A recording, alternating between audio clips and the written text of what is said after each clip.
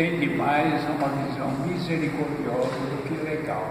Não é tanto a lei que manda, mas é a misericórdia. Isso é característica, e acho que aqueles mais radicais, conservadores, não entenderam que a lei é um caminho e não uma camisa de força que obriga a gente para ser salvo. Para ser salvo não precisa ser legalista, para ser salvo precisa ser misericordioso. Se é que nós queremos caminhar no caminho de Jesus. Pois não, logo na introdução, nós vimos aí a introdução e o capítulo 1. E é interessante a introdução, o Papa, como nós vimos, ele faz a proclamação daquilo que ele vai pretender, e no capítulo 1 ele fundamenta toda o seu documento, chamado Exortação Apostólica, na Palavra de Deus.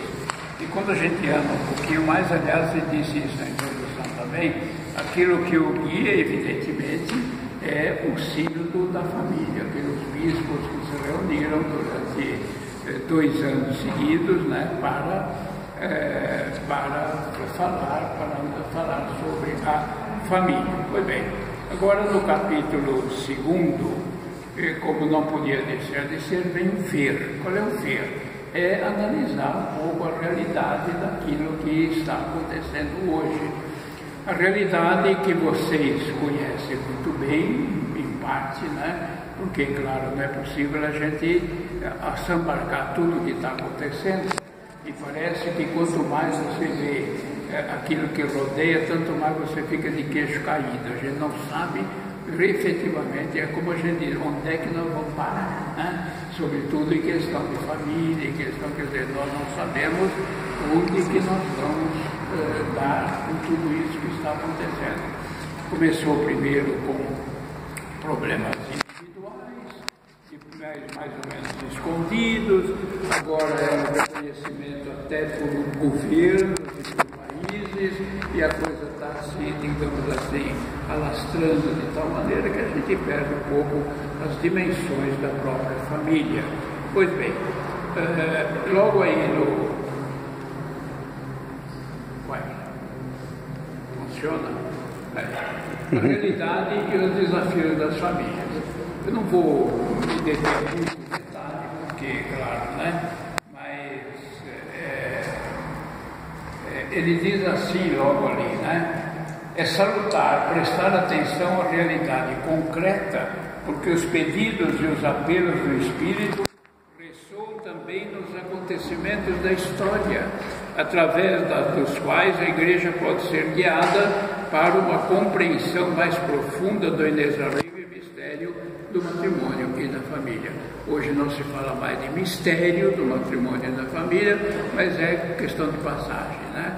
Não é aprofundar o mistério. Ele diz o bem da família é decisivo para o futuro do mundo e da Igreja. Evidentemente, se a Igreja é povo de Deus, se a Igreja é a família de Deus, aqui o bem da família é decisivo também para a Igreja, né? Nem a sociedade em que vivemos, nem aquela para onde caminhamos, permitem a sobrevivência indiscriminada de formas e modelos do passado, né? Aí já vem a primeira insinuação do Papa, né? Ele vai insinuar que existem outras formas de família, digamos assim, do que simplesmente os modelos do passado, né? Que quer fazer algo para promover a paz mundial, vá para casa e ame a sua família. Teresa de Calcutá, né? Por outro lado, há que considerar o crescente perigo representado por individualismo exagerado que desvirtua os laços familiares. As tensões induzidas por uma exasperada cultura individualista da posse e do gozo geram no ambiente das famílias dinâmicas de intolerância e agressividade. As pessoas se tornam cada vez mais individualistas no seio da própria família, né?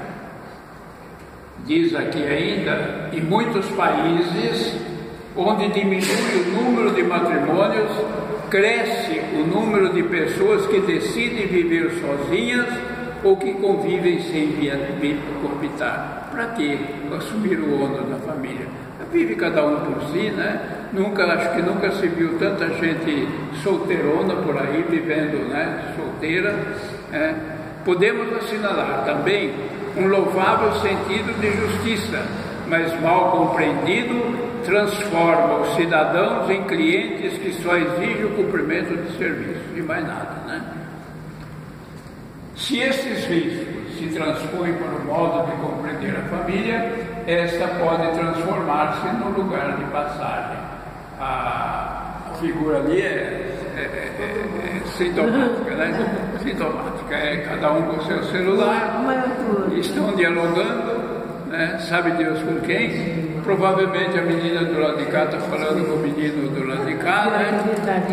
É verdade, você sabe melhor do que eu, né? Como isso é verdade. Então não há. Olha o tamanho do computador do chefe lá da família. Não é você, né?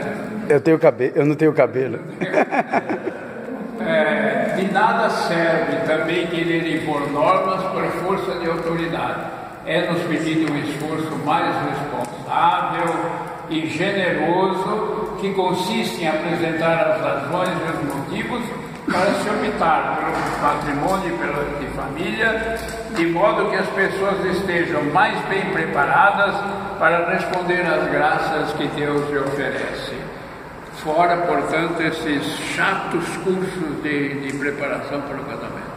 Nunca vi coisa mais chata, mais aborrecida, que faz por obrigação. Eu fiz. Vai lá, porque se não fizer, não casa lá na igreja, né? Faz por obrigação. O que vale fazer por obrigação? Fica em casa, e casa de qualquer maneira, porque aquilo que dizem lá depende muito do modo de dizer também, né? Agora, o que diz é normalmente uma leitura ou uma coisa já pré-fixada e acabou, né? Não atinge ninguém, não toca ninguém, né? Então não sei como é que... Eu não sei como é agora, se foi feita alguma revisão, se tem alguma coisa, né? Pelo menos que tenha gente capaz de dar um curso, né? Depende da paróquia, de onde se Depende da paróquia, né? É porque normalmente, digo, é a coisa mais aborrecida que tem, só esse curso. Eu tenho amigos que dão cursos e eles dão muito testemunho de vida, de família, então eu acho que ajuda, sim. É que nem de batismo, né? É uma coisa de batismo. O batismo eu acho que é trágico. Como? O batismo, acho que no geral, é trágico. Eu me refiro um pouco aqui à paróquia que eu conheço. O que se faz antes do batismo é de chorar. Primeiro, obrigaram as pessoas a ir à missa das 9.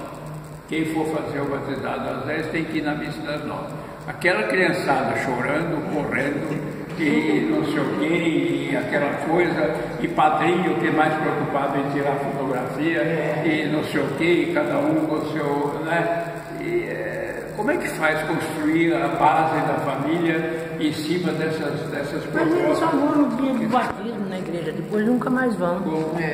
Sim, eu sei tudo. A primeira Eucaristia também. Também tem uma coisa, né? As pessoas que dão curso de batismo da própria igreja, desculpa dizer isso, mas elas são mal preparadas, que elas não conhecem nem os sacramentos. Então, informações erradas. Eu sei porque eu fui coordenadora de catequese por 25 anos e elas criavam, o pessoal do batismo criava mais problema para os pais e para as crianças do que ajudava, entendeu? Então, a falta da gente mesmo como cristão conhecer. Muito bem, em seguida, além disso, muitas vezes apresentamos de tal maneira o matrimônio que o seu fio unitivo, o convite a crescer no amor e o ideal de ajuda mútua ficaram ofuscados por uma ênfase quase exclusiva no dever da procriação. Quer dizer, casou é para ter filho. Não tem uma explosão, uma manifestação de amor, né, como diz aí, né, o ideal de ajuda mútua, tudo isso fica, né, era, pelo menos no meu tempo, já faz tempo, né, o casamento era para ter filho, não é para ter filho, é inválido o casamento. Então, era por isso que o Papa abre aqui, né, mais ainda esse questionamento, né. temos dificuldade em apresentar o matrimônio. Que as alianças são par de algemas ali. Aliança. Bom, isso é com você, ô Fernando. Eu não sei nada disso, né? Temos dificuldade em apresentar o marido, que engraçado que as rosas estão lá, né? As rosas, aqui meu avô trouxe um buquê de rosas para você, sem vergonha, né? Temos dificuldade em apresentar o matrimônio mais como um caminho dinâmico de crescimento e realização do que como um fardo a carregar a vida inteira. Chega no momento em que realmente a coisa cansa, vamos dizer, a convivência, né?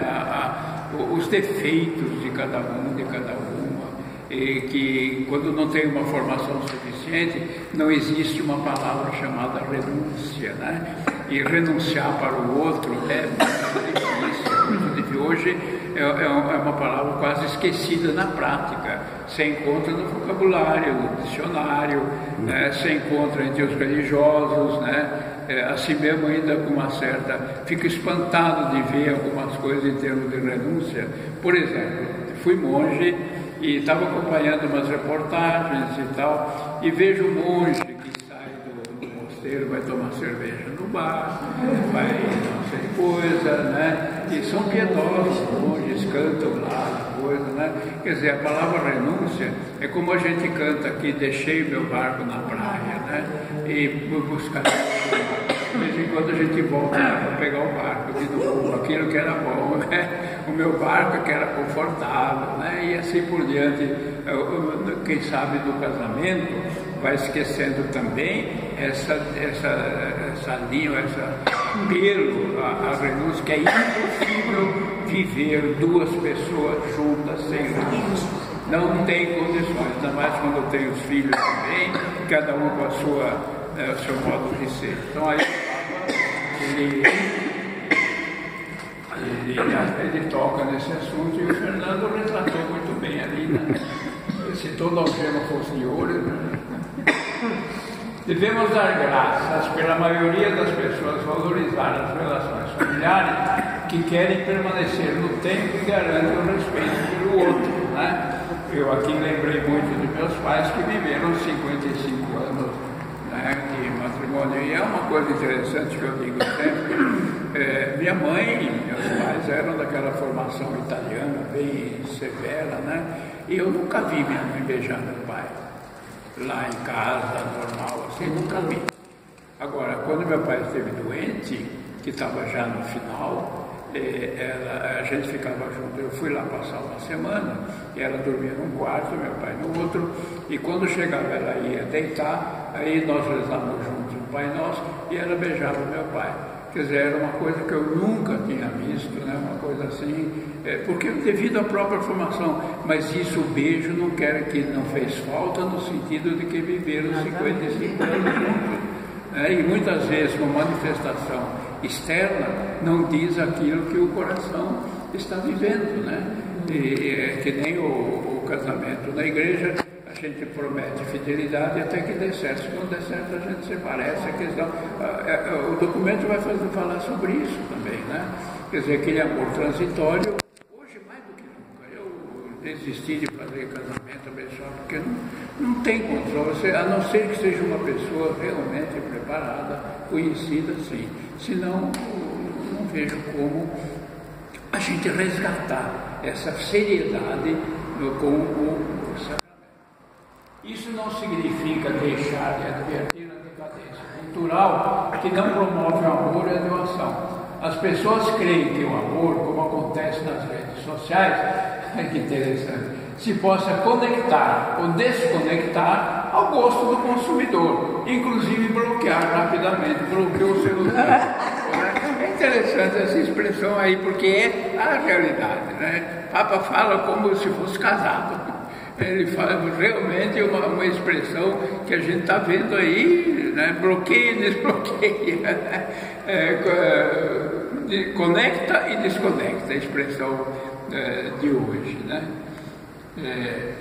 Precisamos encontrar as palavras, as motivações, os testemunhos que nos ajudam a tocar o mais íntimo do jovem. É o desafio que todos vocês têm que têm filhos.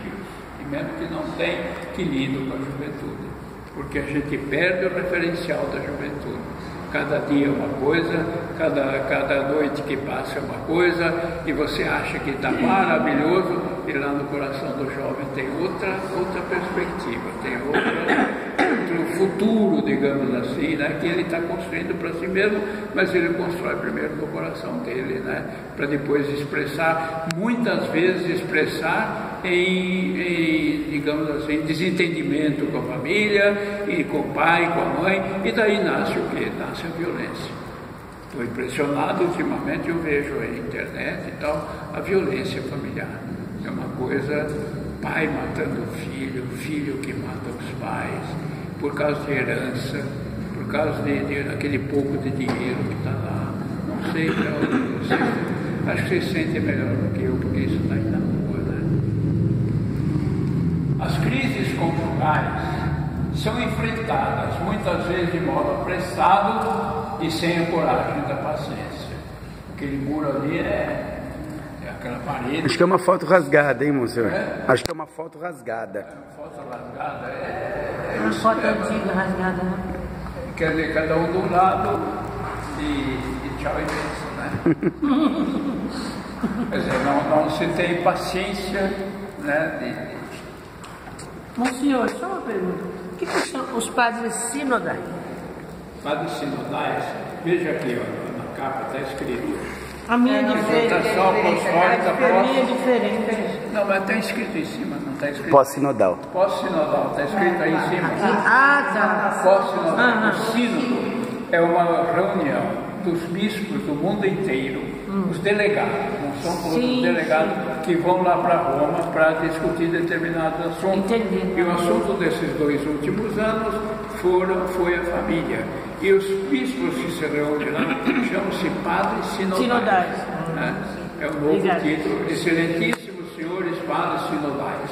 Desculpa sair do tema. Se quiser. Então, a sociedade de consumo pode também dissuadir as pessoas de ter filhos só para manter a sua liberdade e estilo de vida.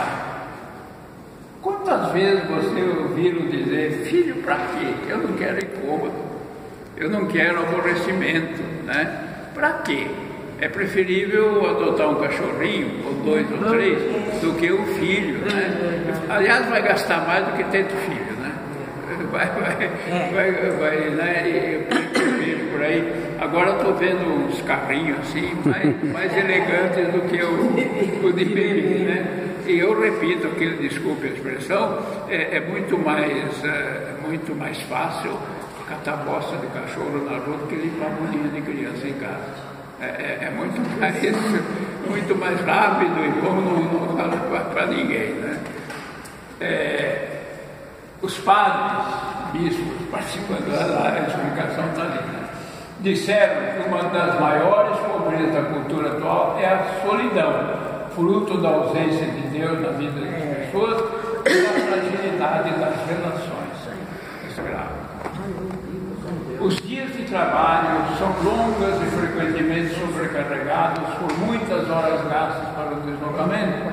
Isso não ajuda os familiares a reencontrar-se entre si e com os filhos, né? Muitas vezes passam semanas sem ver o filho, os filhos, né? Isso vocês conhecem talvez melhor do que eu.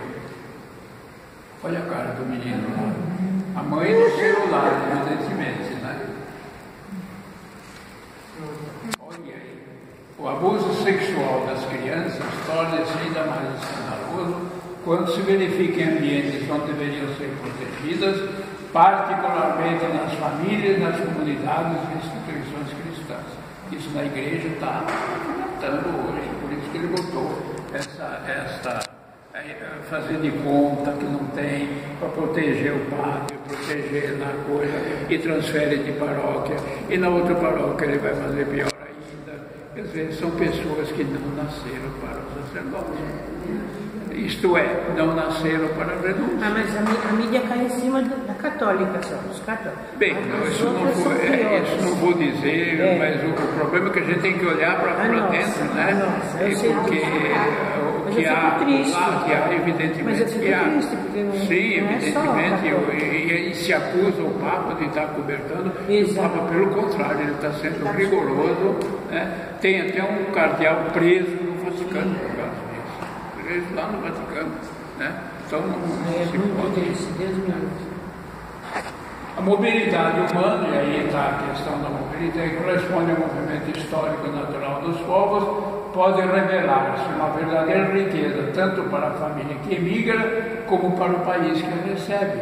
E a nossa imagem agora é dos Estados Unidos, né? Eu vi ontem uma notícia que vai precisar separar os pais da criança. A criança fica nos Estados Unidos, e os pais voltam para tem tamanho quando a imigração deve servir para o enriquecimento de uma... Se não fosse imigração de italiano, de espanhol, de alemão aqui no Brasil, qual seria a nossa cultura? Qual seria a nossa cultura? A força de trabalho dos Estados Unidos é grande parte dos mexicanos e cubanos que foram para lá. Claro. Né? Eu vejo os meus avós, por exemplo, que vieram para trabalhar na agricultura, na terra, que eram praticamente escravos naquela época, né? Quero sublinhar que a atenção prestada tanto aos migrantes como às pessoas com deficiência é um sinal do Espírito, né? O Espírito que está falando, nesse momento da história, está falando para a Igreja. Enquanto contesta firmemente estas práticas da eutanásia e suicídio assistido, a Igreja sente o dever de ajudar as famílias que cuidam de seus membros idosos e doentes. Não sei se vocês viram, tem uma mãe agora movendo uma ação contra o filho, que tem 17 anos, e o filho movendo uma ação contra a mãe, porque ele quer morrer, que não aguenta mais, e a mãe acha que ele quer morrer com suicídio assistido, e a mãe acha que, claro, evidentemente, não quer deixá-lo morrer. E com isso não conseguiu, ela como mãe, ela recorreu, moveu uma ação contra ele e ele contra ela. A que ponto nós chegamos? Né? Por quê? Porque ele quer se suicidar e ela não quer. Ponto extremo, digamos assim, de uma relação entre mãe e filho, e mesmo na consciência dele. Né? Nas situações que vivem as pessoas mais necessitadas, a Igreja deve pôr um cuidado especial em compreender, consolar e integrar, evitando impor entre um conjunto de normas. Está aí no número 49, hora de superar a lei através da misericórdia. Né? Superar o abraço, está lá, a Madre Teresa, né? Símbolo do acolhimento de todos os níveis. Né? Que coragem tinha essa mulher, hein? Que coragem tinha essa mulher de abraçar leproso, nossa, uma coisa radical. Alguns desafios, muitos deles nós já conhecemos. As famílias padecem habitualmente de uma enorme ansiedade. Parece haver mais preocupação por prevenir problemas futuros do que por compartilhar o presente. Precisa guardar, precisa amealhar, porque o futuro não é isso que nós... Futuro, só que como a Deus pertence, a gente não acredita muito não. Vamos ajudar Deus a acumular, né? Porque pode ser, né? Aí quando você morrer, os herdeiros vão dizer só isso que ele deixou. Só isso, trabalhou tanto para deixar só isso, e é aquela coisa que nós sabemos, né?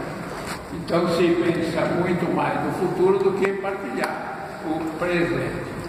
A violência no seio da família é escola de ressentimento e ódio nas relações humanas básicas. Olha aqui, a menininha olhando lá, a briga lá dentro do quarto, né? Revólver na mão aqui, né? Não. Acho que apontando o dedo. Apontando, mas podia ser, né? Uma faca também, como nós ouvimos agora esse dia.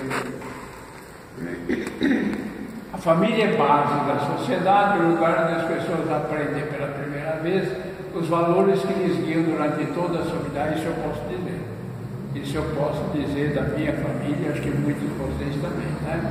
Ninguém pode pensar que o enfraquecimento da família como sociedade natural, fundada no matrimônio, seja algo que beneficia a sociedade. Claro, a sociedade vai se enfraquecendo porque já não se diz mais, aliás, né? Família é célula máter da sociedade, que nada. Hoje não é mais, isso é uma coisa de muitos anos atrás, a não ser de algumas famílias, né? De algumas. Né? Por mais ferida que uma família possa estar, ela pode sempre crescer a partir do amor. Isso é esparadrapo, né? Um band-aid. É um band-aid, né? Retrata bem aquilo que pode ser, né? A violência verbal, física e sexual perpetrada contra as mulheres em alguns casais contradiz a própria natureza da união conjugal. A mulher tem que fazer tudo, né? Mesmo que chegue cansada, mesmo que trabalhe fora, e o marido acha que isso é vocação, é missão só da mulher. A ausência do pai penaliza gravemente a vida familiar, a educação dos filhos, a sua integração na sociedade. Olha, pode ser física, afetiva, cognitiva e espiritual. Né? Física, que trabalha muito lá no teórico. Afetiva, porque não tem uma relação de afeto.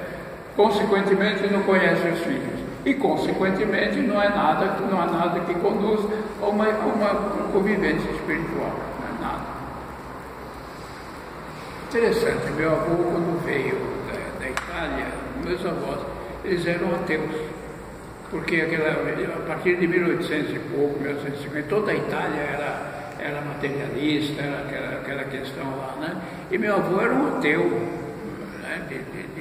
Sobretudo meu avô paterno, ateu e tal.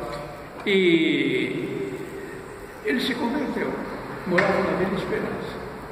Ele se converteu, eu era criança, ainda tinha uns 7 anos, eu vim passar umas férias com ele. Esse homem, ele levantava às 4 horas da manhã, pegava uma carriola, aquele carrinho, ia para a Penha a pé, porque comprava todos os dias alguma coisa para comer, ele comprava na Penha, na feira. Ele assistia a missa às 5 horas da manhã, comprava o que tinha, levava para casa, sentava no quarto dele e rezava o ofício de Nossa Senhora. Todos os dias, um ateu convertido. Vila Esperança lá, junto com os padres ermitanos. Mas lá quanto um dia? Quer dizer, o exemplo de espiritualidade, no sentido das coisas materiais, ele também vivia as coisas materiais da espiritualidade, sobretudo na devoção à Nossa Senhora. Como foi essa influência dele se converter? Quem que encaminhou? Quem que... Eu não sei. Porque eu devo a minha avó também, eu sou armênia e síria, nasci na Síria. E quando a minha avó veio, eu também morava lá, naqueles lados. E ela queria a missa todos os dias. E eu é que tinha que levar. Então eu devo a minha avó. Eu não sei quem foi, eu acho que morava perto dos padres olivetanos, ali, aquela região, eu não tenho certeza, mas foi. Quer dizer, isso influenciou, porque o outro meu primo também foi para o seminário. Na mesma época eu fui para o seminário, né, que foi em 1949, 1945, né, eu também fui para o seminário. Enfim, houve essa influência, né, e todos foram influenciados. Fim da guerra, o fim da guerra. É preciso não esquecer que sexo biológico, sexo, em função sociocultural do sexo, o gênero, pode distinguir-se, mas não separar. O que é o gênero? Gênero, né? Gênero, né?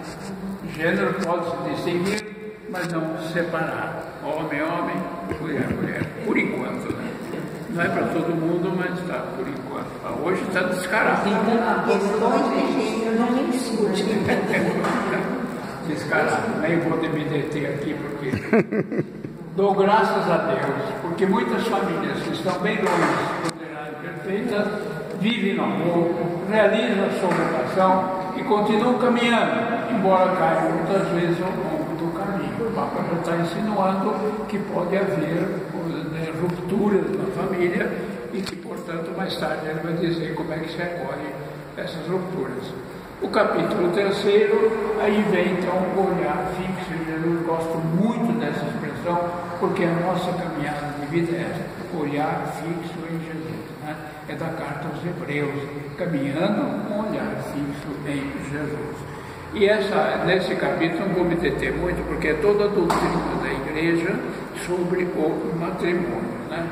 Diante das famílias e no meio delas, deve ressoar sempre de novo o primeiro anúncio. Quer dizer, o primeiro anúncio é o anúncio de Jesus, né? O querigma. O querigma é o anúncio de Jesus. Portanto, no meio delas deve ressoar o primeiro anúncio. Toda a formação cristã é primariamente o aprofundamento do querigma, anúncio fundamental baseado nas verdades da imagem acima, né? Quer dizer, Deus ama você, o Espírito Santo vive em comunidade, né?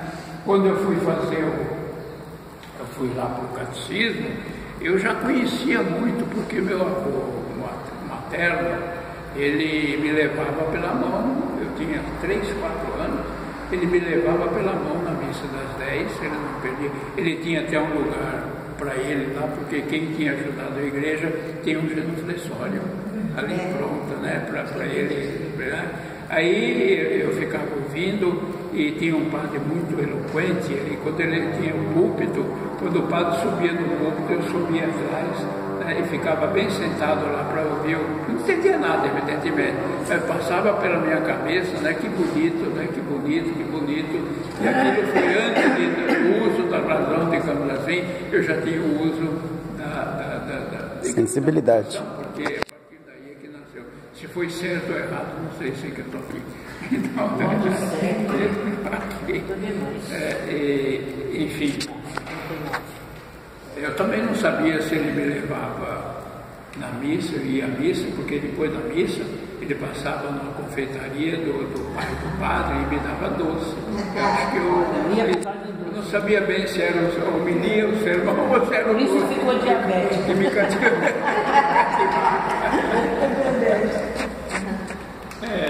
Volta.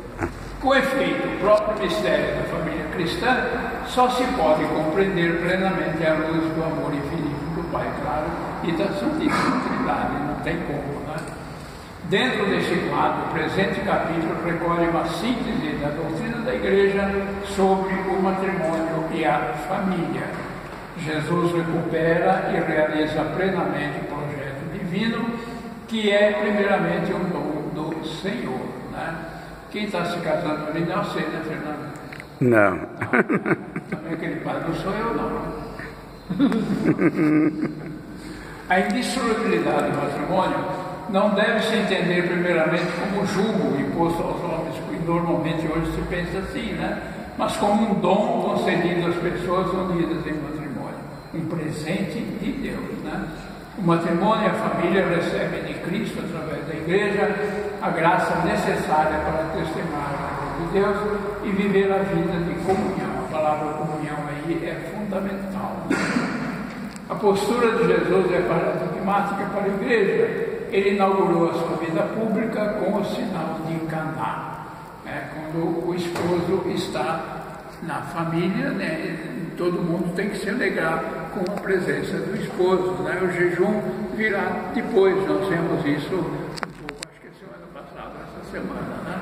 Essa também é a figura das bodas de Caná, não só a multiplicação, né? Ou a transformação da água em vinho, mas também esta família divina, né? Porque quando o esposo está junto, todo mundo se alegra.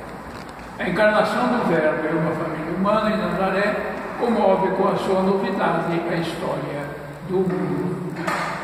A fidelidade de amor e a aliança de amor e fidelidade vivida pela Sagrada Família de Nazaré ilumina o princípio que dá forma a cada família. A família dos documentos da Igreja, aí vem vários documentos, né?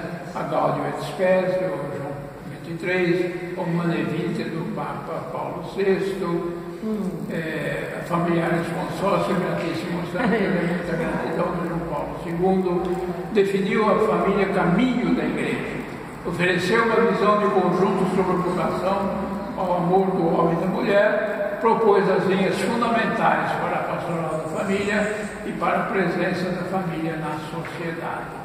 Deus Caritas é, Deus é amor, sublinha que o matrimônio baseado no amor exclusivo e definitivo torna-se o ícone, a imagem do relacionamento de Deus com seu povo e vice-versa. Aí vem o sacramento do matrimônio, né? Sagrada Escritura e tradição abrem-nos o acesso ao conhecimento da Trindade, que se revela com traços familiares. O sacramento é um dom para a santificação e a salvação dos esposos. O próprio Cristo, na realidade, vem ao encontro dos cônjuges cristãos pelo sacramento do matrimônio. O matrimônio, diz lá São Paulo, é o símbolo do amor de Cristo para com a Igreja. Os esposos não estarão sós com suas próprias forças a enfrentar os desafios que surgem, sempre poderão invocar o Espírito Santo que consagrou a sua união. Então, podia cada dia ver desses dons, né, e refletir sobre eles: sabedoria, entendimento, ciência, conselho, fortaleza, piedade, temor de Deus. No sacramento do matrimônio, segundo a tradição latina da Igreja, os ministros são o homem e a mulher que se casam. Dessa vez a aliança está mais bonita. Dessa vez está dourada a aliança. Semente do verbo e situações imperfeitas. Aí está um ponto difícil esse do documento, porque o Papa já começa a abrir a misericórdia, né, e não só ficar dentro da lei. O Evangelho da Família nutre também as sementes, ainda espera desenvolver-se e deve cuidar das árvores que perderam vitalidade, os casamentos que estão à beira do precipício.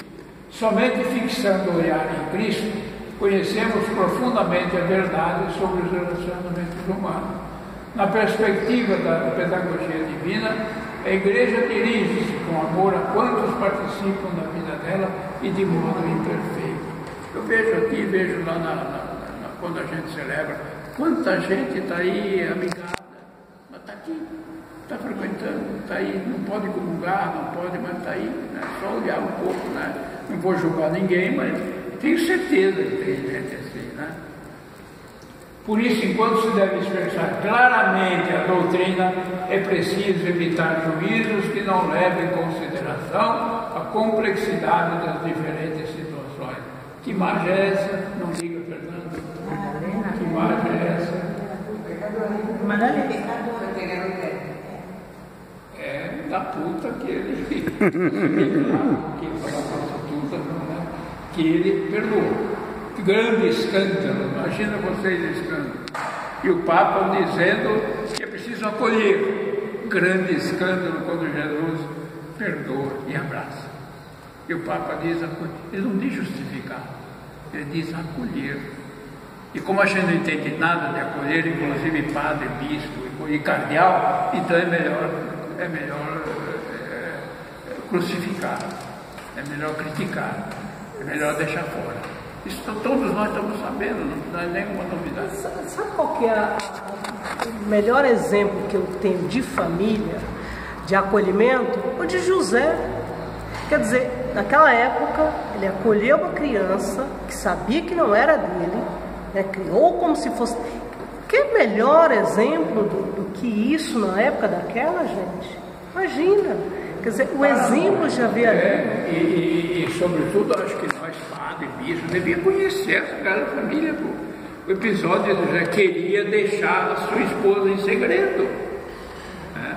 E, entretanto, assume, caminha com ela, vai lá para o Egito, volta e assume a paternidade. Não é esse o filho de José? Pois é. Na perspectiva da pedagogia divina, a Igreja dirige-se com amor a quantos participam na vida dela de modo imperfeito, ainda que seja guia, ainda que seja, sei lá, aquilo que for, né? Participam de modo imperfeito, mas participam. Somente fixa. Por isso, acabou? Não.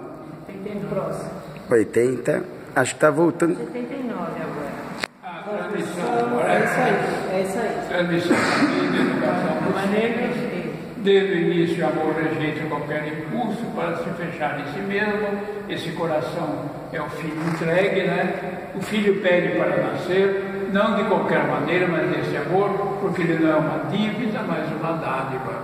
É um negócio, vocês mulheres talvez concordem, pensem melhor do que eu. Eu não concordo quando se diz, a mulher, por exemplo, vai fazer o aborto, eu sou dona do meu corpo. Só que o corpo que está lá não é dela. É tão elementar pensar nisso. Acho tão elementar, porque é outro corpo, é outra pessoa.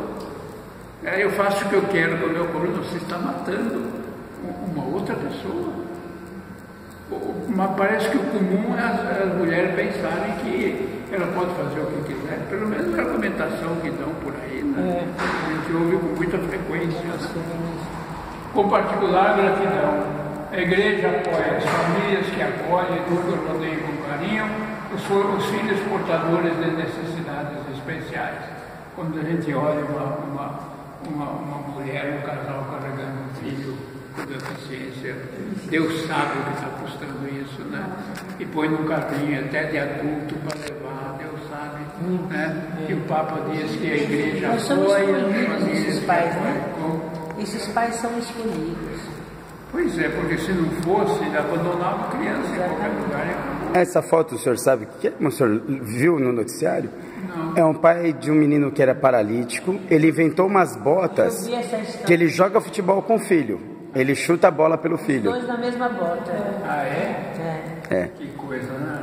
Emociona, né? Emociona. Tomar decisões sobre esta vida que é o fim em si mesmo e nunca poderá ser objeto de domínio de outro ser humano. Aquilo que a gente dizia agora, né? Escolhe, pois é a vida. A fraternidade de 2008. Né? A escola não substitui os pais, serve de complemento. Tá ruim de ler, mas em 1977 está assim: que notas são essas? E os pais dando bronca no filho. Em 2017 está: que notas são essas? E o pai dando bronca na professora. Aí você colocou os pais, mas com frequência o moleque se levanta e vai bater na professora. Os pais também Você dão. foi muito manso aí. É o que eu vejo, pelo menos lá na internet. Eu vejo, Mas levanta a criança e vai dar um tapete para a professora. Mas isso tem muito. Desculpa falar, a minha filha é professora universitária. Ela está sendo ameaçada por e-mail por uma aluna, porque a minha filha reprovou essa aluna. Pode apresentar? Ela minha filha dá aula de ética profissional. Justo também, né? Justo também. A igreja é chamada a colaborar e reconhecer que quando recebem o sacramento do matrimônio, são transformados em verdadeiros ministros educativos, pois quando formam seus filhos, edificam a igreja. Que beleza, né? Beleza essa expressão de formar o filho, edificar a igreja, porque a igreja é a família de Deus.